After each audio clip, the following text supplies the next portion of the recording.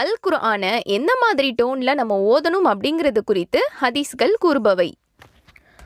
இதை குறித்து அபு ஹுரைரா ரலியல்லாஹு அன்ஹு அவங்க அறிவிக்கிறாங்க, குர்ஆனை இனிமையாகவும் சப்தமாகவும் நபி ஓதுவதை கேட்பதை விட வேறு எதையும் அல்லாஹ் கேட்க விரும்புவதில்லை என்று நபி ஸல்லல்லாஹு அலைஹி வஸல்லம் அவர்கள் கூறினார்கள்.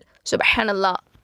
மேலும் மற்றொரு ஹதீஸில் அபு லுபாபா பஷீர் இப்னு அப்துல் முந்திர் ரலியல்லாஹு அன்ஹு அவங்க அறிவிக்கிறாங்க, குர்ஆனை இனிமையாக அழகாக ஓதாதவர் நம்மை சேர்ந்தவர் அல்லர்.